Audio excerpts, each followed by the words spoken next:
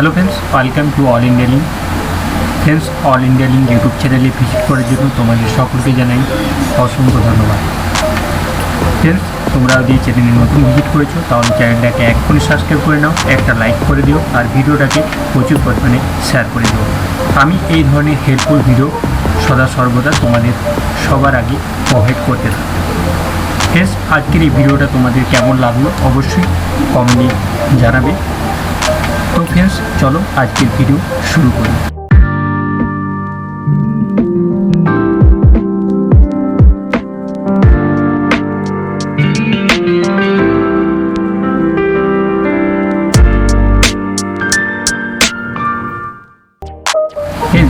আজকের ভিডিওতে আমি তোমাদের সাথে আলোচনা করব সার্কিট ডায়াগ্রাম সম্বন্ধে। এর আগে আমি ক্লাস নাম্বার 1 তোমাদের দিয়েছি, এটা হচ্ছে ক্লাস নাম্বার 2। যেহেতু ক্লাস নাম্বার 1 যদি তোমরা না দেখে থাকো তাহলে আমি নিচে ক্লাস নাম্বার 1-এর লিঙ্ক দিয়ে রাখবো। তো ক্লাস নাম্বার 2 এর নিচে তোমরা দেখতে পাবে ক্লাস নাম্বার 1-এর লিঙ্ক দেওয়া আছে। ওই লিঙ্কে তোমরা ক্লিক করলে ক্লাস নাম্বার 1-এ তোমরা ভিজিট করতে পারবে। তো আজকের টপিক সম্বন্ধে জেনে নিই। তো যেহেতু আমি এটা ডিজিটাল মাধ্যমে ক্লাস করছি, তাই এই ক্লাসটার আমি নাম রেখেছি A to Z circuit diagram. ঠিক আছে, তো A to Z circuit diagram ক্লাসটা আমি নাম রাখার কারণ হচ্ছে এটাই, কারণ এই ক্লাসের মধ্যে তুমি সমস্ত ধরনের ইলেকট্রনিক সার্কিট ডায়াগ্রাম তুমি এই ক্লাসের মধ্যে পেয়ে যাবে। তো চলো আর দেরি না করে আজকের ক্লাসটা শুরু করি।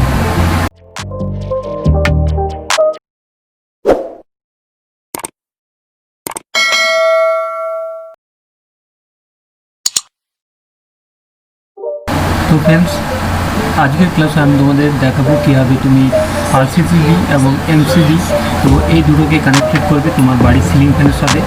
তো ফ্রেন্ডস, প্রথমে তোমাদের বলবো যে RCCB কী আর MCCB কী। ঠিক আছে, তো চলো জেনে নিই RCCB কী। তো RCCB হচ্ছে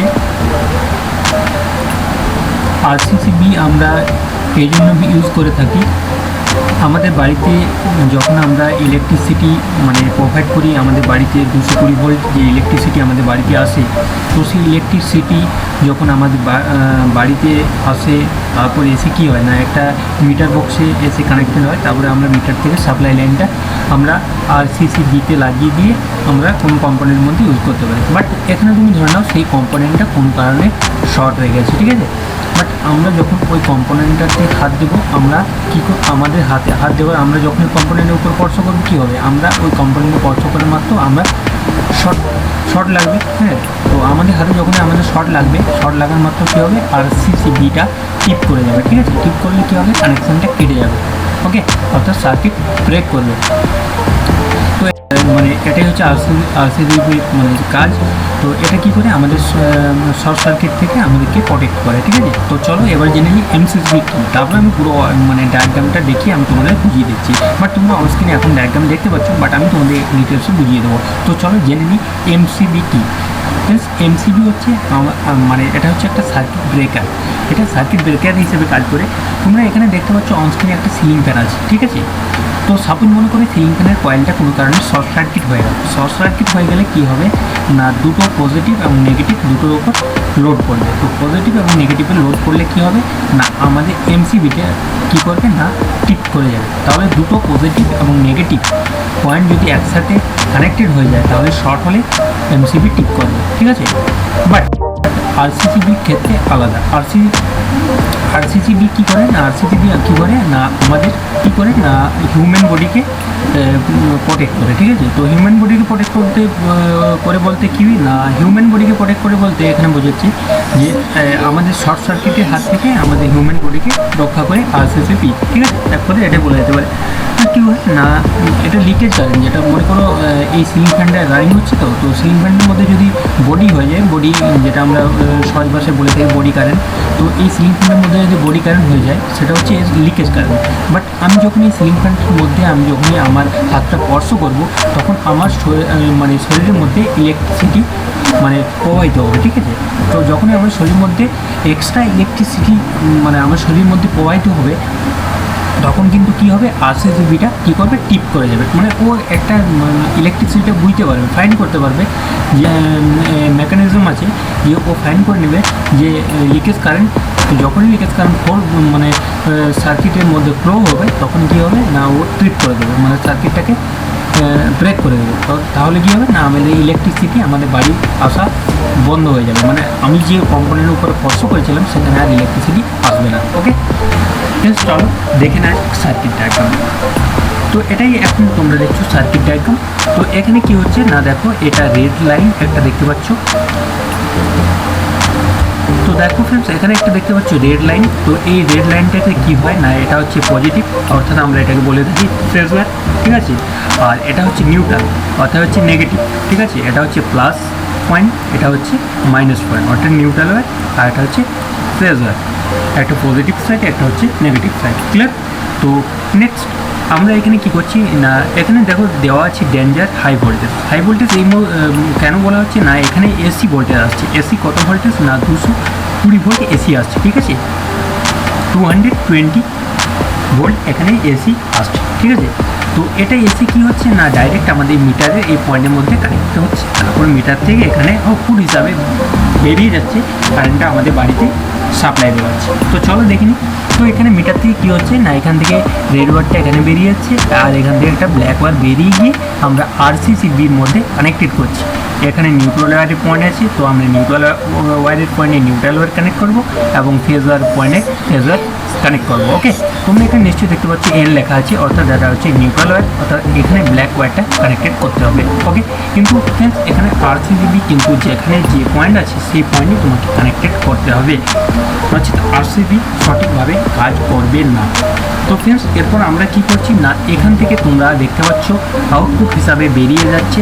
তো আমি আউটপুট হিসাবে যেখানে আমি সাপ্লাই দেবো, তো সেখানে আমার এই ওয়্যারটা নিয়ে যেতে হবে।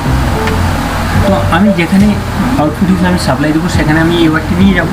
বাট দেখো এখান থেকে একটা নিউট্রাল ওয়্যার বেরিয়ে যাচ্ছে, ব্ল্যাক ওয়্যারটা নিউট্রাল ওয়্যার, আর এটা রেডটা হচ্ছে ফেজ ওয়্যার। হ্যাঁ, এবার তোমরা নিশ্চয়ই প্রশ্ন আসবে ফেজ ওয়্যারটা এখানে কী হয়েছে।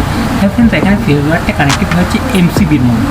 হ্যাঁ, এটা আমি এমসিবি এই জন্যই দিয়েছি, তোমার বাড়িতে যে কম্পোনেন্টটা তুমি রেখেছো, বাট হতে পারে তোমার বাড়িতে অনেক কিছু কম্পোনেন্টের সাথে তুমি এমসিবি কানেক্ট করতে পারো। বাট আমি এখানে তোমাদের ডায়াগ্রামের মতন বুঝিয়েছি, একটা সিম্পল উদাহরণ দিয়েছি একটা সিলিং ফ্যান দিয়ে। বাট হতে পারে তোমাদের অন্য কম্পোনেন্টের সাথে এমসিবি কানেক্ট হতে পারে, বাট এক্ষেত্রে কিন্তু তোমাদের আমি দেখাচ্ছি একটা সিলিং ফ্যান দিয়ে। তো দেখো, আশা করি তোমরা বুঝতে পারবে।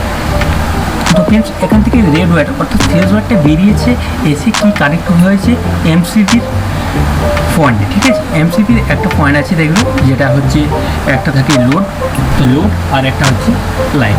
অর্থাৎ লোড পয়েন্টটা থেকে আমরা বাড়িতে আমাদের যে মানে বাড়ির মধ্যে যে উপকরণগুলো আছে, অর্থাৎ ইলেকট্রিসিটি যেগুলো মানে আমরা যে কম্পোনেন্টের মধ্যে ইউজ করবো, সেই কম্পোনেন্টের মধ্যে আমরা লোড দেবো, অর্থাৎ লোড পয়েন্ট থেকে এসে আমরা সেটা ইউজ করবো, ঠিক আছে। তো ফ্রেন্ডস এখানে দেখো আমি এখানে লাইন পয়েন্টের সাথে কানেক্টেড করেছি ফেজ ওয়্যারটা, আরসিসিবি থেকে নিয়ে এসে আমি এমসিবির লাইন পয়েন্টের সাথে কানেক্টেড করেছি। এরপর আমি উপরে দেখো একটা লোড ওয়্যার আছে, তো এখানে এটা হচ্ছে লোড। এরপর আমি এখান থেকে বাড়িতে যে মানে ইলেকট্রনিক কম্পোনেন্টের সাথে লোড দেবো, তো সেটা হতে পারে তোমার সিলিং ফ্যান হতে পারে বা রেফ্রিজারেটর হতে পারে, তো ঠিক আছে। তো এনিমোর যে কোনো কিছু হতে পারে, তো যেখান থেকে দিব সেখান থেকে এখান থেকে তুমি লোডটা সলভ হবে। তো এটা নিয়ে এসে আমি কানেক্টেড করেছি আমার সিলিং ফ্যানের ফেজ ওয়্যারের সাথে, আর এটা নিউট্রাল ওয়্যারটা ডাইরেক্ট এখান থেকে নিয়ে আসতে হবে, এটার সাথে কোনো কানেক্টেড থাকছে না, ঠিক আছে। তো এখান থেকে আরসিবি থেকে ডাইরেক্ট একটা ব্ল্যাক ওয়্যার দেখো চলে এসেছে, এসে কানেক্টেড হয়েছে সিলিং ফ্যানের সাথে, এটা কিন্তু ডাইরেক্ট কানেক্টেড হবে, ঠিক আছে। তো এরপর আমি পুরো মেকানিজমটা তোমাদের আমি একটু বুঝিয়ে দিচ্ছি টেকনিক্যাল ভাষা। সাপোজ মনে করো এখানে এসেছে 220 ভোল্ট এসি, এখান থেকে আরসিসিবি হয়ে ভোল্টেজটা পাস হয়ে এমসিবি হয়ে সিলিং ফ্যানে এসেছে, ঠিক আছে। এরপর তুমি মনে করো এখানে দুটো আছে, একটা রেড ওয়্যার আর একটা হচ্ছে ব্ল্যাক ওয়্যার। এখানে তুমি ভালো করে এখানে লক্ষ্য করো, এখানে হচ্ছে একটা রেড ওয়্যার আর একটা হচ্ছে ব্ল্যাক ওয়্যার। তো এই রেড ওয়্যারটা যখন ব্ল্যাক ওয়্যারের সাথে কানেক্টেড হবে তখন কী হবে, এটা শর্ট হয়ে যাবে।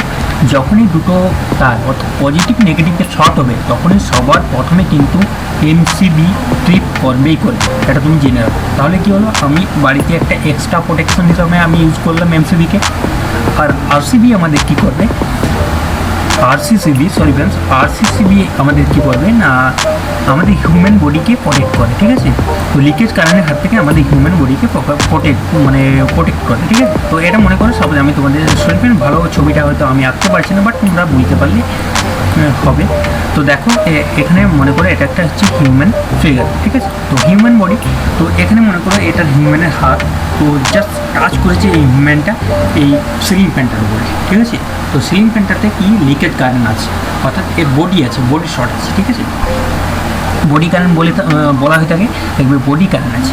তো এটা যখন লিকেজ কারেন্ট আছে, সেই লিকেজ কারেন্টটা যখন আমাদের হিউম্যান বডির মাধ্যমে ফ্লো হতে থাকবে, মানে হিউম্যান বডির মাধ্যমে যাবে, তখন কিন্তু আরসিসিবি বুঝতে পেরে যাবে যে লিকেজ কারেন্টটা মানে অন্য সাইডে ফ্লো হচ্ছে। তো সেই আইডেন্টিফাই করে নেবে আরসিসিবি, তখন কী করবে না পুরো ইলেকট্রিসিটিটাকে ব্রেক করে দেবে, অর্থাৎ সার্কিটটাকে ক্লোজ করে দেবে। অর্থাৎ এখানে যে কারেন্টটা আসার কথা 220 ভোল্ট এসি কারেন্টটা আসার কথা, সেটা কিন্তু সম্পূর্ণরূপে ক্লোজ হয়ে যাবে, অর্থাৎ এখানে কোনো কারেন্ট আসবে না।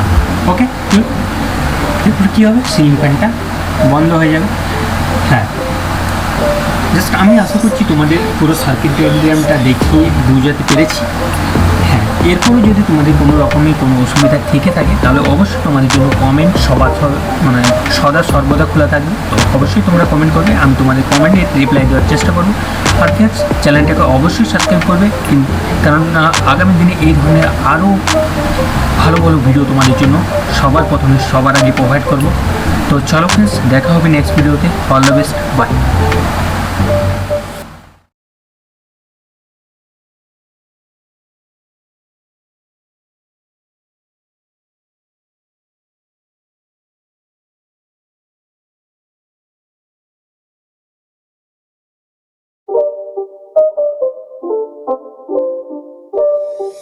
It's not a game, it's a rap.